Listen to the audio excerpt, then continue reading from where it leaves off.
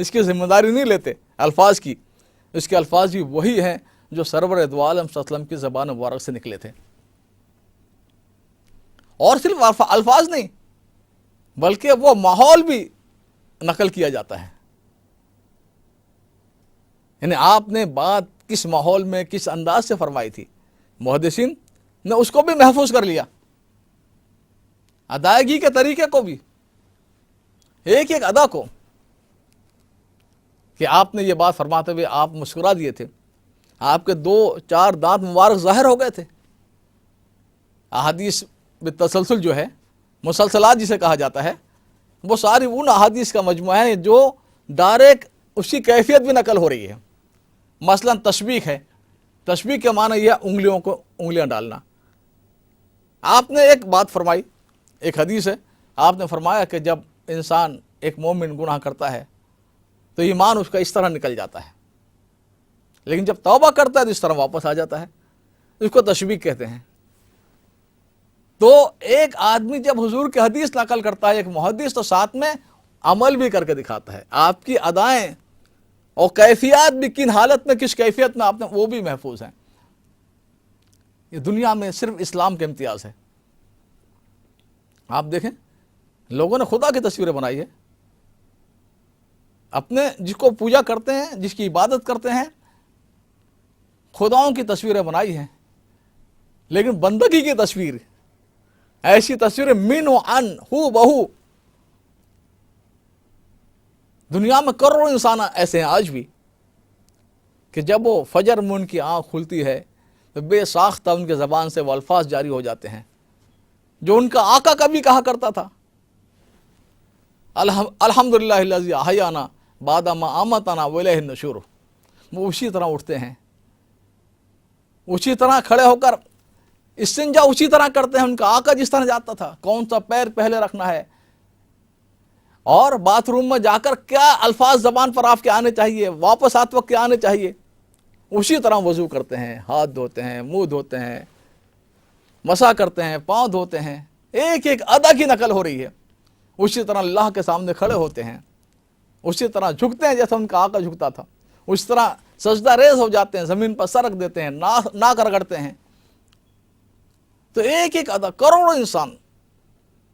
بھائی مسجد میں آپ نے کون سا پیر پہلے رکھا تھا، اور نکلتے وقت میں کون سا پیر پہلے رکھا تھا، اور کون سا پیر جوتے میں پہلے رکھا تھا، ایک ایک چیز کی نقل. تو میں عرض کر رہا تھا کہ قرآن تو بڑی چیز ہے، احادیث بھی پوری طرح پر محفوظ ہیں، اور یہ صرف اسلام کا امتیاز ہے. دیکھیے دنیا میں جتنے مذاہب ہیں وہ ماضی کے ہیں، گزرے ہوئے زمانے کے ہیں. ان کو جج کرنے کا طریقہ تاریخ، ہسٹری. تاریخ کے اعتبار سے آپ کو دیکھنا پڑے گا. تاریخیت، اگر آپ تاریخ کے طالب علم ہیں، ہسٹری کے اسٹوڈنٹ ہیں، اور میرٹ کی بنیاد پر اگر آپ دیکھیں گے تو ساری آسمانی کتابیں جو مذہبی کتابیں فیل ہو جائیں گی. تاریخ ان کو جج کرتے ہوئے فیل کر دیتی ہے، کوئی بھی کامیاب نہیں سوائے قرآن کے اور سوائے رسول اللہ صلی اللہ علیہ وسلم کی زندگی کے. تو میں عرض کر رہا تھا کہ اچھے انسان بنانے کے لیے پہلی چیز ہے تعلیمات محفوظ ہوں. دوسری چیز کہ تعلیم کے ساتھ جس نے تعلیم پر عمل کر کے دکھایا سب سے پہلے اس کا عمل اور اس کی زندگی محفوظ ہو. سیرت طیبہ رسول اللہ صلی اللہ علیہ وسلم کے جو حالات ہیں وہ پوری طرح پر محفوظ ہیں، ایک ایک چیز ریکارڈ میں ہے. یہاں پر بھی کچھ لوگ آج سے 50 سال پہلے کہتے تھے کہ ہاں حضور کیسے تھے، کس طرح چلتے تھے، کیسے دیکھتے تھے، کیسے نماز پڑھتے تھے، کیسے کھانا کھاتے تھے، کیسے سوتے تھے. یہ جو کتابیں ہیں ہو سکتا ہے اس میں کچھ عدل بدل ہو گیا ہو. اب تو وہ کتابیں بھی آ گئی ہیں. عروہ بن زبیر رضی اللہ تعالیٰ عنہ جن کی پرورش آپ کے گھر میں ہوئی ہے، بیٹا بن کر حضرت عائشہ کے بھانجے ہیں جو آپ کی سب سے محبوب بیوی ہیں، اور حضرت عائشہ صدیقہ رضی اللہ تعالیٰ عنہ نے بیٹا بنا کر پالا تھا. ان کی اتنی موٹی سیرت کی کتاب اپنی ماں خالہ سے پوچھ کر اور حضور کے گھر میں دیکھ کر جو حضور کے حالات زندگی وہ بھی آ گئی ہے. کہیں انقطاع نہیں ہے کہ بیچ میں کوئی فاصلہ ہو، کوئی جانتا نہ ہو. اور محدثین نے تو یہ کمال کیا، ایک اسماء رجال ایک علم ہے کہ وہ جو راوی حدیث کو روایت کرتے ہیں، جو بیان کرتے ہیں حدیث کو، وہ پورا سلسلہ اور کڑی جو ہے اس پر 4.5 انسانوں کی پوری زندگی محفوظ کرتی۔ زندگی کا مطلب پوری زندگی، صرف نماز نہیں۔ وہ کھانا کیسے کھاتے تھے؟ وہ کبھی کسی جانور کو تو دھوکہ نہیں دیا انہوں نے۔ ان کے استاد کون کون تھے؟ ان سے شاگرد کس کس کو علم دیا انہوں نے؟ معاشرے میں ان کے بارے میں کیا رائے تھی؟ ان کا قوت حفظ کیسی تھی؟ یادداشت کیسی تھی؟ ہزاروں انسانوں نے پوری زندگی لگا کر 4 لاکھ انسانوں کی ہسٹری مرتب کر دی۔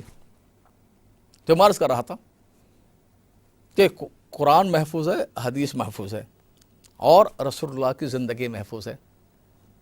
ایک ایک بات آپ کی، یعنی آج سے 100 سال پہلے کسی آدمی زندگی آپ اس طرح نہیں بتاتا تھے، بیان نہیں کر سکتے سند متصل کے ساتھ۔ میں ایک جملہ اگر نقل کروں، انما الاعمال بالنیات، کہ محمد رسول اللہ صلی اللہ علیہ وسلم نے فرمایا کہ انسان کے عمل کا دار و مدار نیت پر ہے۔ اب یہ میں جب نقل کروں گا تو میں کہوں گا میرے استاد مولانا احمد اللہ نے، ان کے استاد انور شاہ کشمیری رحمۃ اللہ علیہ نے، ان کے استاد فلاں، ان کے استاد، ان کے استاد، ان کے استاد، یہاں تک کہ حضور تک سند پہنچے گی۔ تو حضور اکرم صلی اللہ علیہ وسلم کی ہر بات محفوظ ہے، ہر ادا محفوظ ہے۔ یعنی آپ تصور نہیں کر سکتے کتنی محنت کی گئی ہے، کیسے علوم ایجاد کیے گئے ہیں، یہاں تک کہ میں نے دیکھا کہ اور لوگوں کے پاس تو اپنی تعریف بھی نہیں ہے کہ بھائی مذہب کی تعریف کیا ہے، مذہب کسے کہتے ہیں۔ جواہر لال نہرو بہت بڑے شخصیت تھے، بھارت کے پرائم منسٹر تھے، انہوں نے لکھا ہے کہ ہمارا تاریخ کے نام سے کہانیاں ہیں، کس سے کہانیاں ہیں، داستانیں ہیں۔ خود میرا تجربہ، ایک بار میں لکھنؤ سے دہلی جا رہا تھا، ایک بہت بڑے ہندو اسکالر، غالباً وہ کسی یونیورسٹی یا کالج میں پڑھاتے تھے، لکھنؤ سے دلی کا سفر ہے، تقریباً اب تیز رفتار گاڑیاں چل پڑی ہیں، اس میں بھی 6-7 گھنٹے لگ جاتے ہیں، رات بھر کا سفر تھا۔ میں نے ان کو کہا دیکھیے میں ہندو مذہب کے بارے میں بہت پڑھا ہے، ویدانیت کے فلسفے بھی پڑھے ہیں، اور مجھے شوق ہے مختلف مذاہب کا مطالعہ کیا جائے، جتنے مذہب دنیا میں ہیں، جتنے بڑے بڑے لوگ گزرے ہیں، یہ میرے ایک ہابی ہے، ایک شوق ہے۔ میں ایک چھوٹا سوال میرا ہے کہ ہندو مذہب کی تعریف کیا ہے، یعنی آپ کس آدمی کو ہندو کہیں گے؟ میں نے کہا ایک بے پڑھا لکھا جاہل مسلمان، آپ اس سے پوچھ لیجئے اسلام کی تعریف کیا، وہ جو 2 جملے میں کہتے گا لا الہ الا اللہ محمد رسول اللہ، اس پر پڑھنا، اس پر عقیدہ ایمان رکھنا، اس میں سارا خلاصہ سب کچھ آ گیا ہے۔ تو میں آپ کو تعریف، فلسفے نہیں پوچھ رہا، فلسفی نہیں پوچھ رہا، کہانیاں، داستانیں وہ نہیں پوچھ رہا، صرف تعریف پوچھ رہا ہوں۔ وہ سوچنے لگے، میں نے کہا ابھی دہلی آنے میں بہت دیر ہے، آرام سے جواب دیجیے۔ بہت اچھے آدمی تھے، اور بڑا ان سے اچھا تعلق بھی بعد میں بھی قائم رہا ان کے ساتھ۔ وہ کہنے لگے دیکھیے تھوڑی دیر بعد کہ ہندو مذہب کی کوئی تعریف نہیں ہے، ہر آدمی جو اپنا آپ کو ہندو کہتا ہے وہ ہندو ہے۔ میں نے کہا بہت اچھی بات ہے، یہ بتائیے ایک آدمی ایک خدا کو مانتا ہے اور اپنا آپ کو ہندو کہتا ہے، آپ ہندو کہیں گے؟ کہاں ہندو ہے۔ ایک آدمی 33 کروڑ خداؤں کو مانتا ہے، اپنا آپ کو ہندو کہتا ہے، کہنے لگے وہ بھی ہندو ہے۔ میں نے کہا ایک آدمی کسی خدا کو نہیں مانتا، جواہر لال نہرو نہیں مانتے تھے کسی کو، ناستک کہا جاتا تھا ان کو، وہ بھی ہندو ہے۔ تو میں نے کہا تعریف تک موجود نہیں ہے۔ تو حضور اکرم صلی اللہ علیہ وسلم کی زندگی کا ہر لمحہ کھلی ہوئی کتاب ہے۔ ایک بار میں بیمار ہوا لندن میں، کنگ کراس مشہور اسٹیشن ہے، اس کے ساتھ سینٹ پن کراس ہاسپٹل ہے، وہاں میں داخل تھا، مہینوں سے کافی عرصہ بیمار رہا، برسوں تک۔ یہاں پر چرچ کے پادری آتے ہیں بیمار اور مریضوں کے پاس، پھول پیش کرتے ہیں، ان کے ساتھ بات کرتے ہیں۔ ایک پادری آتے تھے، عرب لبنان کے رہنے والے تھے، ان کی مادری زبان عربی تھی۔ ایک مریض بھی چاہتا ہے کہ اس کے پاس کوئی آئے، بات کرے، بیٹھے۔ اکیلا آدمی کتابیں پڑھ کے یا دیکھ دیکھ کے اکتا جاتا۔ وہ آتے تو مجھے بڑی خوشی ہوتی، کچھ بات دنیا جہاں کے حالات پر تبصرے، سیاسی حالات، دنیا کے حالات، ادھر ادھر کی باتیں ہو جاتی۔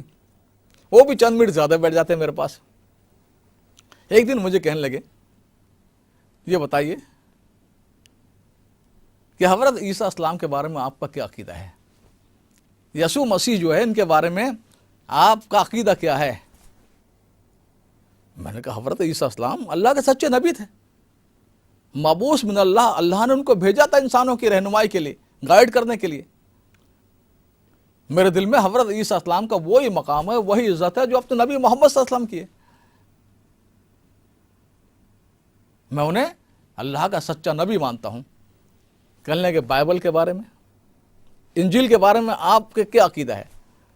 میں نے کہا بائبل اور انجیل جو ہے اللہ کی سچی کتاب ہے، اللہ نے آسمان سے اتاری تھی انسانوں کی رہنمائی کے لیے۔ تو کہنے لگے جب آپ حضرت عیسیٰ علیہ السلام کو، یسوع مسیح کو سچا اللہ کا پیغمبر مانتے ہیں اور بائبل کو، انجیل کو سچی کتاب مانتے ہیں، تو آپ کے کرسچن اور عیسائی ہونے میں رکاوٹ کیا ہے؟ میں نے کہا رکاوٹ ہے، بہت بڑی رکاوٹ ہے۔ کہنے لگے وہ کیا ہے؟ میں نے کہا رکاوٹ یہ ہے کہ وہ حضرت عیسیٰ السلام کی تعلیمات، خود بائبل اور اس کی عبارت محفوظ نہیں ہے، نہ ان کی زندگی محفوظ ہے، نہ کتاب محفوظ ہے۔ اس میں تحریف ہو گئی ہے، عدل بدل ہو گیا ہے، لوگوں نے آگے پیچھے بہت کچھ کر دیا ہے، ہر سال کا نیا ایڈیشن چھپ رہا ہے۔ میں نے کہا انسان جس کو آئیڈیل بناتا ہے، جس کو اسوہ بناتا ہے، تو اس کے سامنے اس کی ہر چیز محفوظ ہونی چاہیے۔ کہنے لگا آپ کا مطلب کیا؟ میں نے کہا دیکھیے، حضرت عیسیٰ السلام اللہ کے سچے نبی تھے، اب انہوں نے شادی نہیں کی، اب میں اپنی بیوی کے ساتھ کیسے زندگی گزاروں، کیسے معاشرت برتوں، یہ آپ حضرت عیسیٰ السلام کی زندگی سے نہیں بتا سکتے۔ انہوں نے جب شادی نہیں کی تو اولاد نہیں تھی، اب میں اپنے بچوں کی تربیت اور پرورش کیسے کروں، کس انداز پر کروں، کیا سکھاؤں ان کو، کیسا بناؤں ان کو، وہ آپ حضرت عیسیٰ السلام کی زندگی سے نہیں بتا سکتے۔ حضرت عیسیٰ السلام نے بہت سارے کام نہیں کیے دنیا میں۔ آپ نے مزدوری نہیں کی، تجارت نہیں کی، آپ نے قاضی اور جج بن کے فیصلے نہیں دیے، فوجوں کی کمانڈری نہیں کی، یہاں تک کہ امامت نہیں کی، اس لیے کہ ان پر ایمان لانے والے، ان کے جو حواری تھے، ان کے جو صحابی تھے، وہ بیچارے، ہر نبی کے ماننے والے پست اقوام ہوتی ہیں، غریب لوگ ہوتے ہیں، ہر نبی کے، اسلام کے بھی شروع میں یہ رہا۔ تو وہ بیچارے دھوبی تھے، مزدوری کرنے والے تھے، وہ اپنے اپنے کاموں میں رہتے تھے، کبھی آنے کا موقع نہیں ملتا تھا کہ ساتھ میں نماز ان کے ساتھ پڑھی جائے۔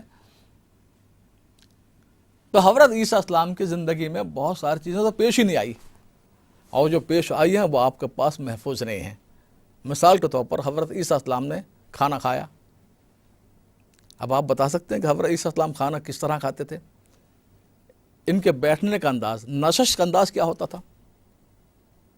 کتنی انگلیاں استعمال کرتے تھے؟ کھانے سے پہلے اللہ کو یاد کرتے تھے، کن الفاظ میں یاد کرتے تھے؟ کھانے کے بعد کچھ الفاظ بتا سکتے ہیں کہ اللہ کو یاد کرتے تھے، کچھ دعا پڑھتے تھے، نہیں پڑھتے تھے؟ پانی بیٹھ کر پیتے تھے، کھڑے ہو کر پیتے تھے، ایک سانس میں پیتے تھے، کتنی سانسوں میں پیتے تھے؟ کچھ وقت میں کچھ بولتے تھے، کچھ الفاظ اللہ کو یاد کرتے تھے، کچھ دعا کرتے تھے، سوتے کس طرح پڑھتے، کیا انداز ہوتا تھا؟ تو جو حضرت عیسیٰ السلام نے کیا ہے بحیثیت ایک انسان کے، تو وہ آپ کے پاس محفوظ نہیں ہے۔ آپ زیادہ سے زیادہ یہ کہہ سکتے ہیں کہ حضرت یسوع مسیح غور سے دعا مانگتے تھے، دعا کرتے تھے، ٹھیک ہے، اللہ کے سچے نبی تھے، دعا مانگتے تھے اللہ سے، لیکن کن الفاظ میں دعا مانگتے تھے میں بھی جانتا ہوں اور آپ بھی جانتے ہیں، وہ آپ کے پاس محفوظ نہیں ہے، وہ صدیوں بعد لوگوں نے بنائے ہیں، گھڑے ہیں، بات کے کھڑے گئے ہیں۔ تو من کا حضرت محمد صلی اللہ علیہ وسلم اور حضرت عیسیٰ السلام کے درمیان میں امتیاز اور فرق یہ نہیں کہ یہ سچے ہیں، وہ جھوٹے ہیں، وہ صحیح ہیں، وہ غلط ہیں، وہ حق ہے، وہ باطل ہے، نہیں، دونوں سچے ہیں۔